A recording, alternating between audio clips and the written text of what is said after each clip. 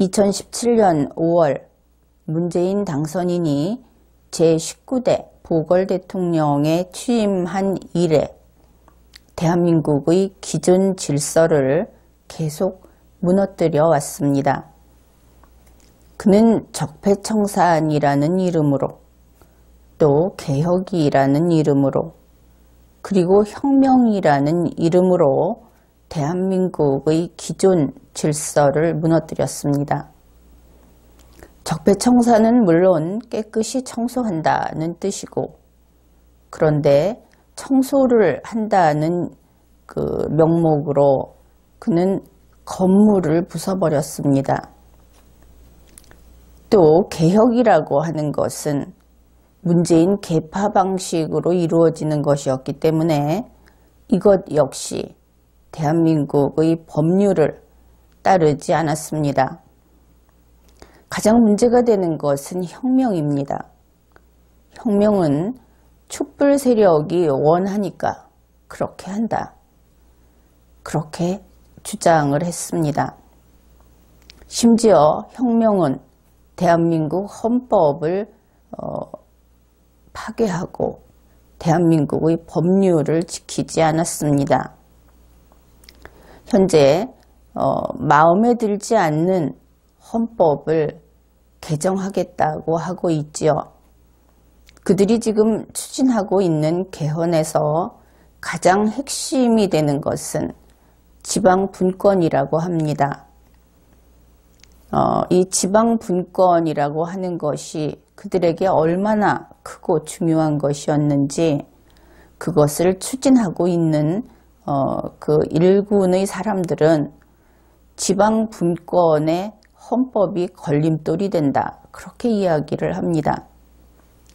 문재인 대통령 자신도 최근에 30년이 넘은 헌법은 맞지 않다. 고쳐야 한다. 이런 이야기를 했죠. 그러면은 태어나서 30년이 넘은 자신의 머리는 왜 바꾸지 않고 붙여두고 있는지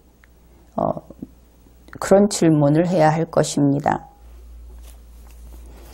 어떻든 이런 식으로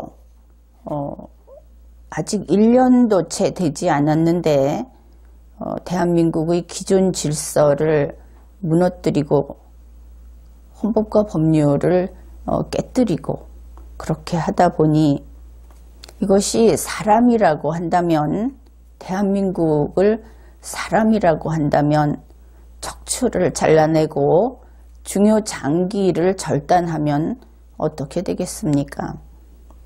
결국 환자는 빠른 시일 내에 죽게 되겠죠. 대한민국도 현재 그러한 상황에 처해 있습니다. 그런데 2018년 1월 직접적인 사람들이 가장 관심이 많은 돈 문제가 이슈로 떠올랐습니다. 즉 가상화폐 문제가 그것인데 정부도 그것이 당면과제다 라고 할 정도로 중요한 문제가 되었습니다. 이 화폐라는 것을 한번 생각해 봅시다. 우리가 수원지로부터 그 각 가정마다 이 수도관이 연결이 되어 있습니다. 이것을 전국망을 파악을 해보면 대한민국 전역이 이 수도관이 연결되어 있습니다. 물론 아주 동떨어진 외진 곳을 제외하고는 다 들어가 있죠. 이 수도관 시설, 이것을 경제 시스템이라고 생각을 해봅시다. 수도관은 왜 있는 겁니까? 그 관을 따라서 물이 흐르게 하려고 있는 것이지요. 각 가정에 물이 들어가게 하는 것이 수도관의 역할입니다. 사실 그렇게 보면 수도관 자체보다는 우리 국민들에게 있어서는 수돗물이 더 중요한 것이죠. 그런데 이 수도관을 경제 시스템이다 이렇게 이야기를 했는데 그러면 수돗물은 무엇일까? 이것을 경제학적인 면을 떠나서 우리 국민들이 쉽게 알아들을 수 있는 말로 바꾸면 그것이 바로 화폐입니다. 수도관 속을 흐르고 있는 수돗물은 화폐, 즉 돈인 것이죠. 그렇다면 가상화폐라고 하는 것도 돈이구나 하는 것을 알 수 있습니다. 이 돈의 흐름에 돈이라고 하는 그 돈은 그 동전이나 지폐가 아니고 시스템입니다. 그런데 그 시스템에 문제가 발생한 것이지요. 예를 들어 봅시다. 이 돈, 그 가상화폐 중에서 여러분이 자주 들어본 이름이 비트코인이라는 것이 있을 겁니다. 이 비트코인에 대해서는 온갖 이야기가 많은데 그 중에 이런 설명이 있습니다.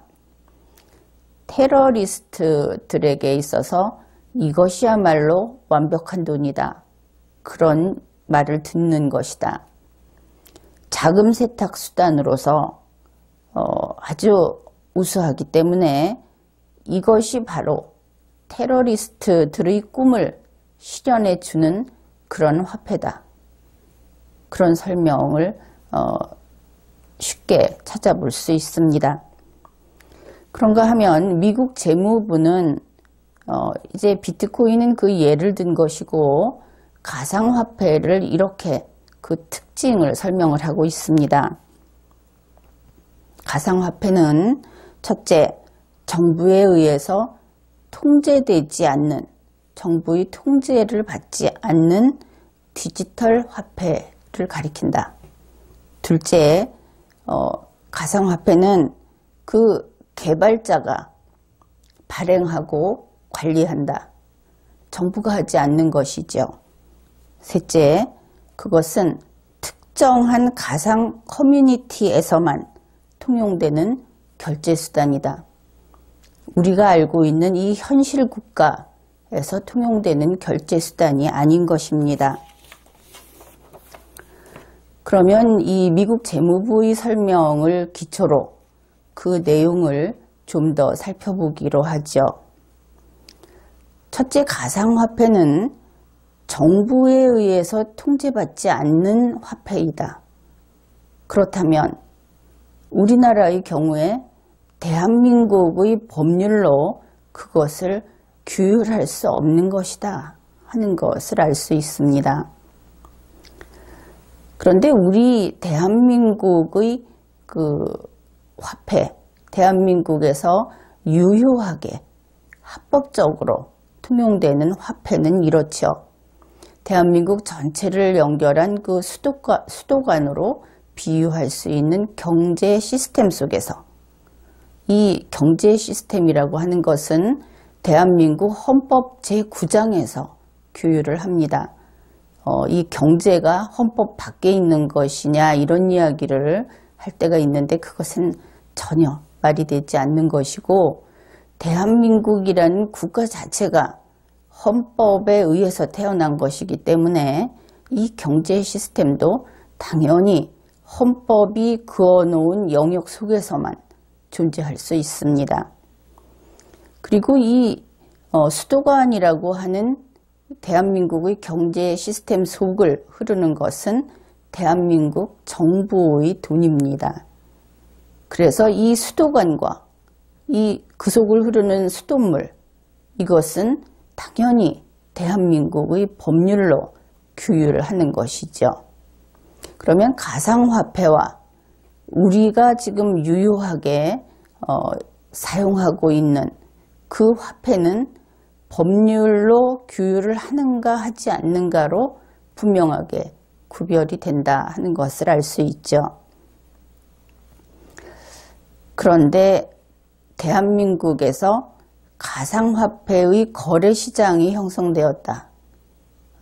이렇게 언론이 보도를 하고 있습니다. 그러면 우리가 간단히 정리해 볼 수 있는 것이 이름이 가상화폐 거래시장이라고 하지만 그것은 화폐가 아니다 하는 것을 알 수 있죠. 옛날식으로 이야기해서 조개 껍질이다 이렇게 이야기할 수도 있을 겁니다. 조개껍질 거래시장, 홍합껍질 같은 것의 거래시장이 형성됐다. 이렇게 볼 수 있는 것이죠. 그러면 대한민국 법률에 의해서 규율되는 정식 화폐 시스템과 이 어떤 가상화폐라고 하는 것의 거래 시스템은 전혀 다른 것이다. 가상화폐는 화폐가 아니라 물건이다. 이렇게 볼 수 있겠죠. 어디에서 물건이냐 하면 이 현실 세계에서, 가상 세계에서 그것이 화폐이지만 대한민국 법률이 효력을 발생하는 현실 세계에서는 물건이다. 이렇게 되는 겁니다.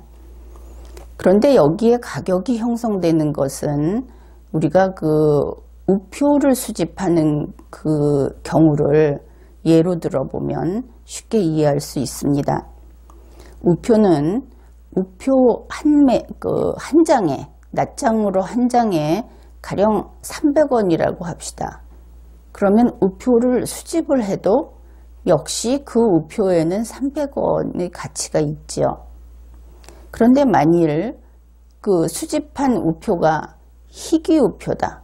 그래서 일종의 프리미엄이 붙게 되는 겁니다. 그렇게 되면 희귀 가격이 형성이 되죠. 그래서 한 장에 300원 하는 우표가 희귀 우표가 돼서 한 장에 100만 원 할 수 있을 겁니다.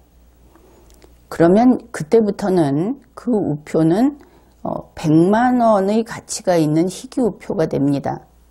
그런데 그 희귀 우표를 가지고 싶은 사람이 있어서 150만 원에 그것을 사기를 원한다면 가격이 150만 원으로 올라가겠죠. 이런 식으로 거래가 되는 것이 지금 가상화폐가 마치 희귀 우표처럼 우리의 현실 세계에서 프리미엄이 붙으면서 거래가 될 수 있다. 그렇게 생각을 해보면 이 거래 과정을 쉽게 이해할 수 있을 겁니다. 언론 보도에 의하면 현재 국내 가상화폐 투자자의 그 계좌 수, 그들이 이제 은행에 계좌를 개설해서 돈을 주고받고 하니까 그 계좌 수가 200만 계좌 정도 된다고 합니다. 그리고 실제 투자자는 300만 명에 가까울 것이다. 그렇게 한 것이 동아일보 2018년 1월 13일자 보도입니다. 또 같은 날 조선일보는 하루, 그러니까 1일 동안 최대 6조 원이 거래되고 있다. 그렇게 보도를 했습니다. 어떻든 가상화폐는 현재 그 화폐로서 대한민국 법의 규제를 받고 있지 않습니다. 그러니까 대한민국 정부가 손을 댈 수 없는 상태에 있는 것이죠. 그리고 그런 상태에서 계속 거래되고 있다 하는 것은 분명 문제입니다. 둘째, 가상화폐는 정부가 만드는 것이 아니고 개발자가 만들고 개발자가 관리합니다. 그러니 예를 들면 이렇게 되는 것이죠. 가상화폐를 개발하는 사람이 한 나라의 그 대통령이나 또 조폐공사나 그리고 그 화폐가 잘못 유통이 될 때 단속을 하는 위조화폐 단속기관이나 이 모든 것을 개발자가 다 하고 있다. 이렇게 보면 되겠습니다. 그리고 이 가상화폐 자체에 정부가 손을 댈 수 없는 것이죠. 물론 여기에서 알아둘 것이 현재 이것이 신기술 분야다. 그래서 정부가 지원을 해주고 촉진시켜야 한다 하는 이야기도 나오고 있는데 우선 이해를 돕기 위해서 먼저 이 부분을 정리하고 가기로 하죠. 이것이 신기술이냐 하는 것은 어디까지나 개발자의 문제입니다. 그러니까 이 개발자가 이 시스템을 연구하고 이 가상화폐라고 하는 것과 그것이 어떻게 유통이 될 수 있고 그 흐름이 유지될 수 있는지 그것을 연구하고 있다면 그것은 분명히 보호받을 만한 영역입니다. 직접 유통하지 말고. 그런데 현재 우리나라에서 문제가 되고 있는 것은 투자자, 사실은 투기자의 문제인 것이죠. 이 투자자들은 가상화폐를 개발하는, 즉 연구하는 기술자가 아닙니다. 그리고 이것을 거래하는 거래소는 가상화폐를 개발하는 연구소가 아닌 것이죠.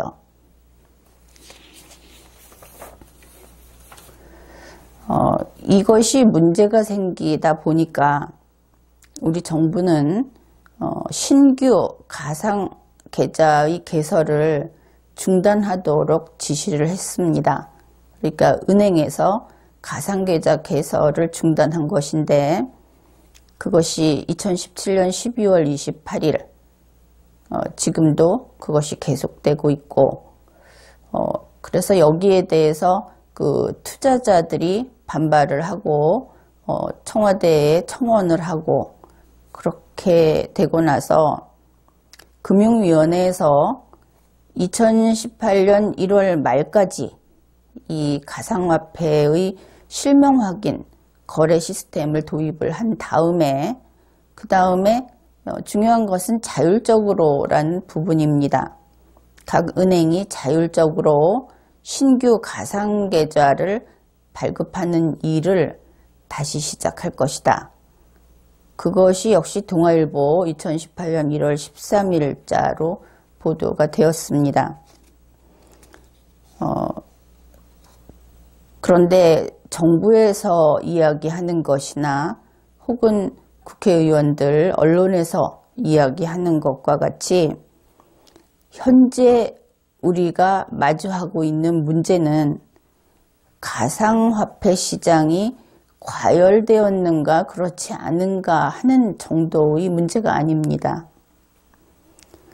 그래서 이 실명 확인을 한다든지 혹은 신규 가상계좌 발급을 좀 감독을 함으로써 그 양이 늘어나는 것을 조금 억제한다든지 하는 이런 식으로 가상화폐가 거래되는 길목을 지켜서서 그것으로 해결될 문제가 아닌 것입니다.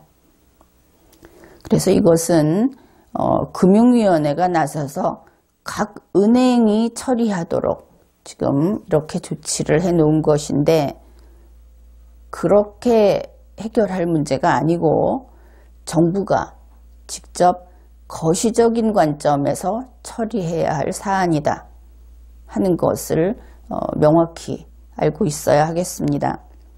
이것은 사건이 아닙니다. 하나의 투기 사건이 아니고 이것은 시스템의 문제인 것입니다. 다시 말해서 이것은 21세기의 아편전쟁이라고 할 수 있습니다. 과거 아편전쟁이 있던 시기를 되돌아보기로 하죠. 그때는 19세기였습니다. 당시에 청나라는 쇠퇴기에 접어들어 있었고 그 조정의 권위 그리고 기강이 허물어져 있는 그런 상태였습니다. 지금은 국민주권주의 시대고 그때는 군주주권주의 시대라는 차이가 있지만 상당히 흡사하죠. 그래서 그런 상황에서 내부적으로 반란도 일어나고 수많은 문제들이 생기고 그렇게 분란이 계속되는, 다시 말해서 질서가 무너져 있는 그런 상황에서 그 군주의 그 통치력이 약해지고 그리고 국가는 재정 부담이 자꾸 늘어나서 빚을 많이 지고 빈곤해진 그런 상태였습니다. 잘 알다시피 그때 중국에서는 아편 수입을 많이 했습니다. 개인들이 아편에 중독이 돼 있었기 때문이죠. 그런데 그 아편 대금을 당시에는 금이 아니라 은으로 결제를 했고, 따지면 그 외국과의 교역을 할 때 이것이 화폐 역할을 했던 겁니다. 국제통화로서. 그런데 마침 청나라는 세금도 은으로 납부를 하도록 되어 있었습니다. 그러니까 막대한 양의 그 중국의 은이 아편대금으로 다른 나라로 빠져나가고 나니까 중국 내에 은이 부족하고 은값은 뛰게 되었죠. 그렇게 돼서 연쇄작용으로 중국 내에서 세금을 내야 하는 사람들은 자동적으로 세금이 인상된 그런 영향을 받게 됐습니다. 그것이 극심해져서 세금을 낼 수 없는 농민들은 유민이 됐고, 또 그들이 또 그 반정부 활동을 하면서 싸우는 도적이 되기도 했고 저항 세력이 되기도 했고 그랬던 것이죠. 이렇게 되자 청나라 조정에서는 이 아편 문제를 어떻게 해결할 것인가 하고 논의를 했습니다. 그래서 한편으로는 그것을 그대로 두고 해결해 보자 하는 안이 있었고, 또 한편으로는 아예 근절을 하자 하는 안이 있었습니다. 그대로 두자 하는 쪽은 이랬습니다. 아편에 빠진 사람을 되돌리는 일도, 아편 유통과 흡입을 완벽히 막는 일도 불가능하고 금지할수록 가격만 높아질 따름이기 때문에 차라리 관리와 군인을 제외한 일반 백성에게는 아편 흡입을 허용하자.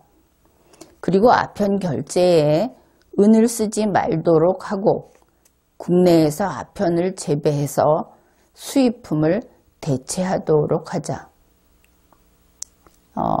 현실을 쫓아가는 그런 방안이었죠.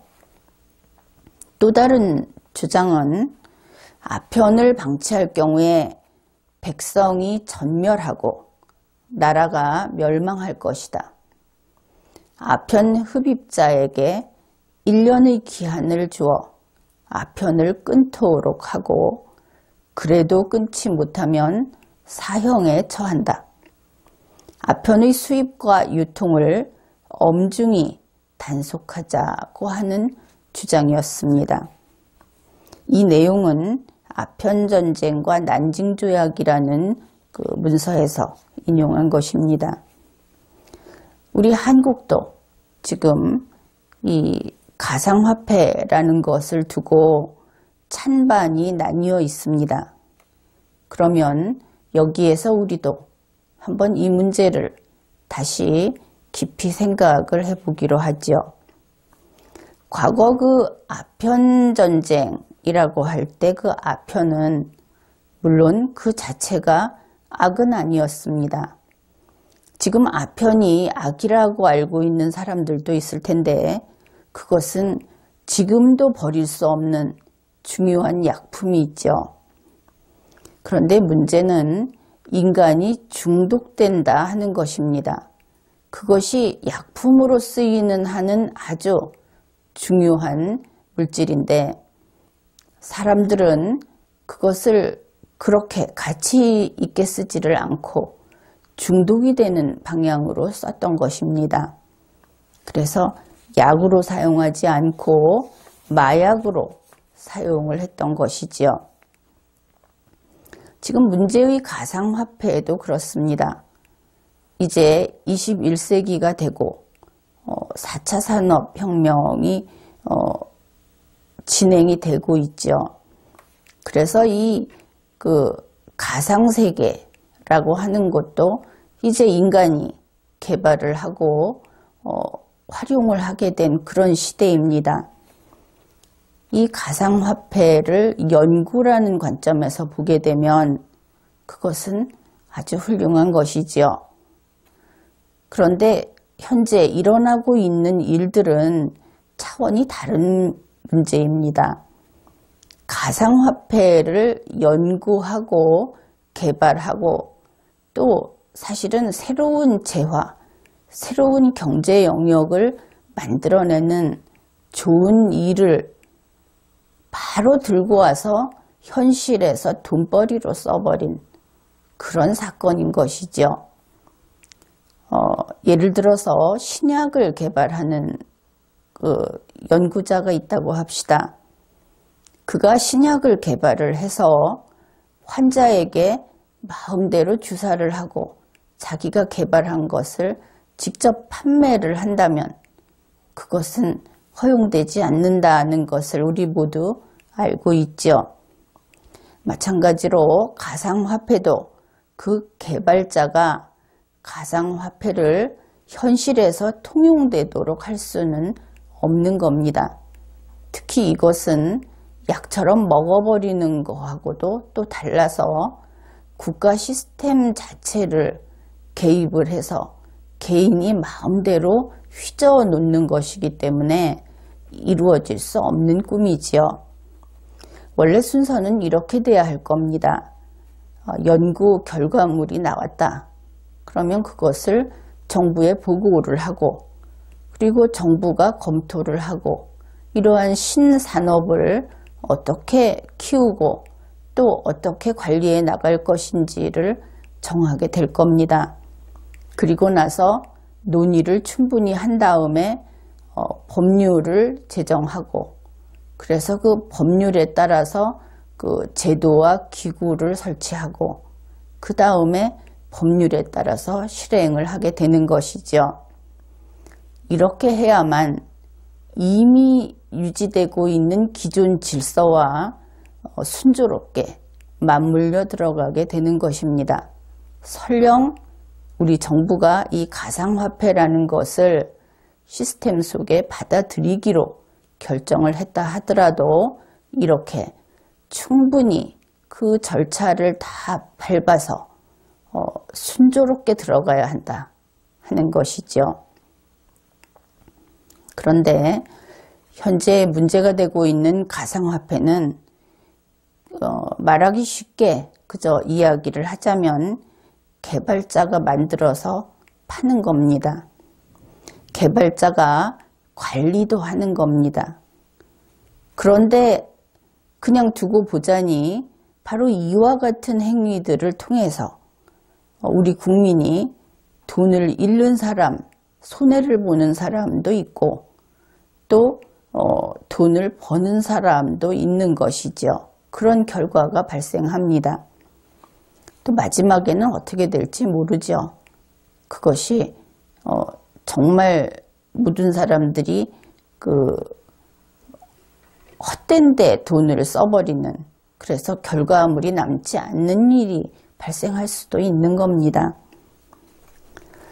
그래서 이러한 현재 우리나라에서 발생하고 있는 것은 어떤 신종 화폐 시스템의 개발이라든지 연구라든지 하는 차원의 문제가 아니고 그것을 토대로 그것을 그 빌미로 삼아서 어떤 투기 활동을 하는 일이 벌어져 버린 겁니다.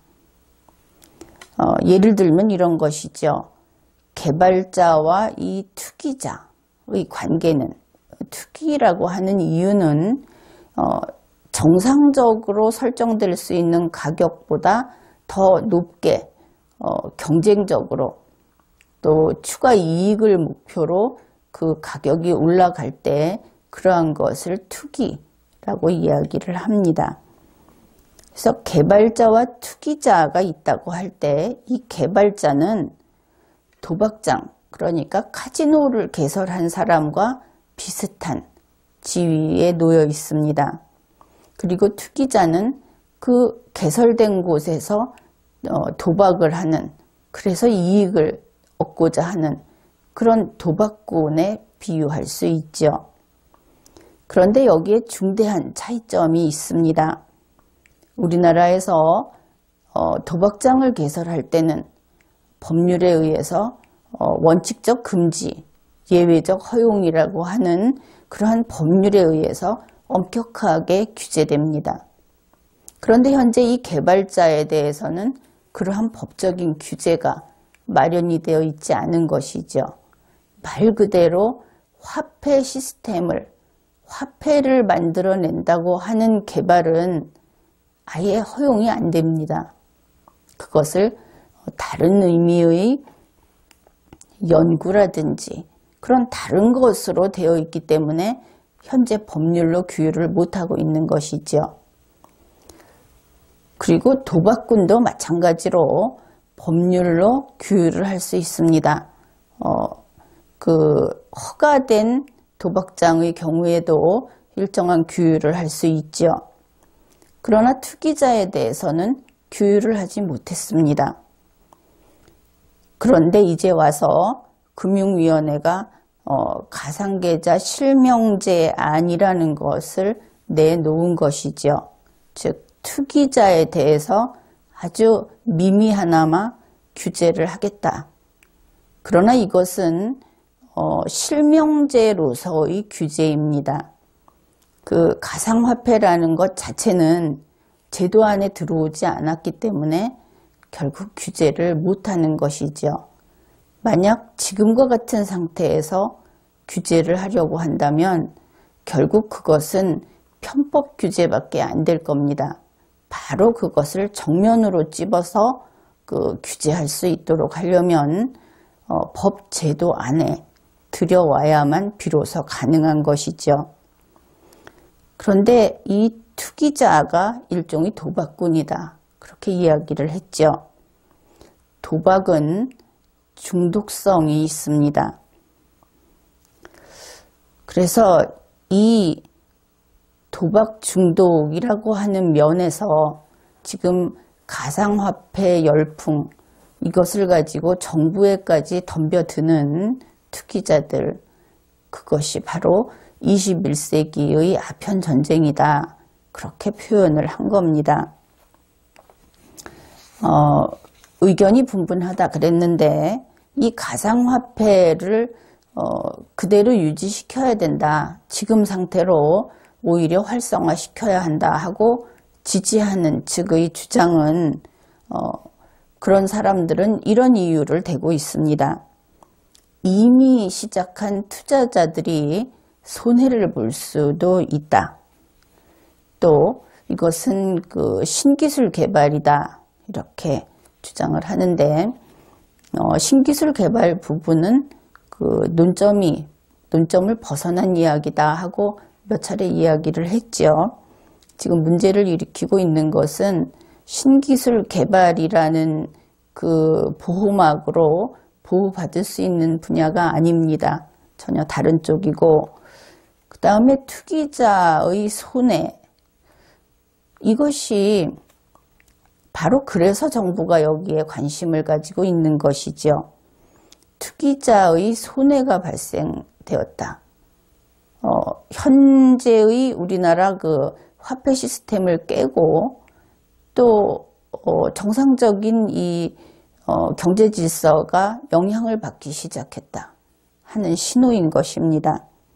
그런데 지금은 투기자의 손해를 이야기하지만 이 질서가 무너져 버리면, 특히 돈의 흐름에 영향을 받기 시작하면 이것은 투기자뿐만 아니라 국가 경제에 영향을 받게 된 그런 문제로 더 크고 더 악화된 문제로 가게 됩니다. 지금 의견이 이것이 문제 있다 하는 의견이 있고, 이것은 그렇게 볼 것이 아니다. 이것은 도박이나 투기 그런 것이 아니다 하는 의견이 있다. 그렇게 이야기를 했습니다. 그런데 중대한 차이점이 무엇이냐 하면은 대한민국은 현재 이 가상화폐라고 하는 어떤 새로운 결제수단, 이것은 또 결제수단의 문제도 아닌데 그 거래, 가상화폐라고 하는 것의 거래를 제도로서 도입할까 하지 않아야 할까 하는 논의를 하는 단계가 아니라는 것입니다. 그런 단계에서는 똑같이 1대1로 찬반을 놓고 비교할 수도 있겠죠. 그런데 지금은 사고가 터진 겁니다. 이미 문제가 발생한 상태인 것이죠. 문제가 발생했기 때문에 지금 우리가 할 것은 일단 계속 커지는 이 문제, 이것을 막아야 하는 것입니다. 그래서 문재인 대통령은 지금 당장 그야말로 피 흘릴 각오를 해야 합니다. 투자자들, 그 투기자들이 여기에 넣어놓은 돈이 액수가 많다고 하죠. 그렇더라도 다 자초위난입니다. 게다가 처음부터 엄밀히 따져보면 법 절차를 비껴간 것들이죠. 그래서 그 피해자가 나오는 것은 감수해야 한다. 지금은 그렇게 보고 있습니다. 문재인 대통령이 이 피해자의 발생, 이것을 감수하고 그러면 무엇을 지키기 위해서 감수하느냐? 그것은 바로 대한민국의 통화 시스템, 앞에서는 그냥 화폐, 돈이라고 했는데 바로 그 시스템을 지키기 위한 것입니다. 현재 가상화폐를 가상화폐 투기자들 그리고 그 가상화폐로 인한 자신들의 이익을 계속 고수하고자 하는 이런 사람들을 좀 냉정하게 이야기를 하자면 결국은 투기자 아닙니까? 투기, 도박이라고 하는 것은 본질적으로 일확천금에 눈이 먼 상태다. 그렇게 이야기하겠습니다. 그리고 이것은 중독이죠. 그 중독 가운데 돈 중독만큼 끊기 어려운 것도 없다고 하겠습니다.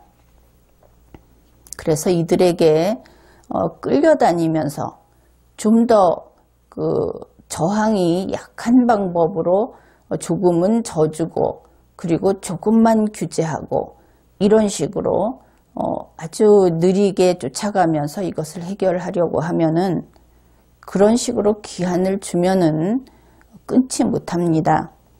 중독은 그렇게 해서는 끊을 수 없는 것이죠. 그래서 지금 당장 금지시키는 그러한 아주 단호한 그런 조치가 필요합니다. 이번 사태를 이 지경으로 만든 것은 청와대 비서실의 그 역할이 컸습니다. 문재인 대통령은 그동안에 여러 차례 청와대 비서실이 모든 것을 망친다 하는 경고를 무시했죠. 이제는 드디어 그 돈의 흐름에까지 손을 댄 것입니다. 문재인 대통령은 이제 청와대 비서실, 그 무능한 비서실과 손을 끊으십시오. 그리고 이번 일은 전문성이 있는 그 책임자가 있지 않습니까? 바로 정부에 있는 법무부 장관이 처리하도록 하면 될 것입니다. 이번 일은 법무부 장관과 문재인 대통령이 직접 처리를 해야 하겠습니다. 그 과정은 첫째, 가상화폐를 완전 거래를 금지한다. 둘째, 물론 연구기관을 통한 기술 개발은 추진한다. 그러니까 이 기술 개발이라고 하는 것이 가상화폐 자체가 기술인 것이 아니고 그 블록체인이라고 하는 4차 산업 기술을 이야기하는 것이니까 그쪽으로는 당연히 더 우리가 남들보다 더 그 우위를 점할 수 있도록 추진해야 할 것입니다. 그리고 셋째, 선진국에서도 이미 이 가상화폐에 대해서는 연구하고 있고 개발하고 있죠. 그러니까 그들과 공조하되 우리 대한민국 독자적인 그 제도를 찾아내서 그것을 수립을 해야 하겠다 하는 것입니다. 분명히 기억해야 할 것은 모든 중독이 그렇듯이 이 돈 중독도 마찬가지입니다. 도박 중독이 있죠. 이 중독은 내일이라고 하는 그 시점을 정해놓고는 결코 끊을 수 없는 것입니다. 중독은 오늘 끊는 사람만 그것을 끊는데 성공합니다. 이것을 반드시 기억해야 하겠습니다.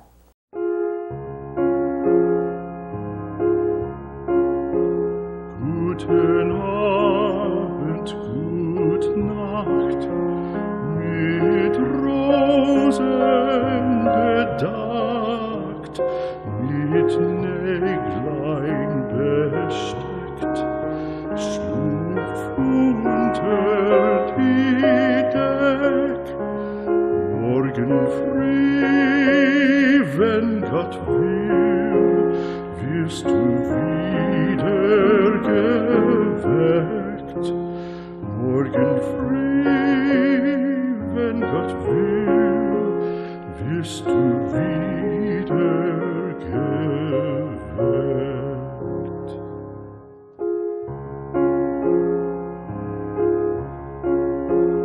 Guten Abend, gute Nacht, von Englein bewacht, die zeigen im Traum dir Christkindleins Baum.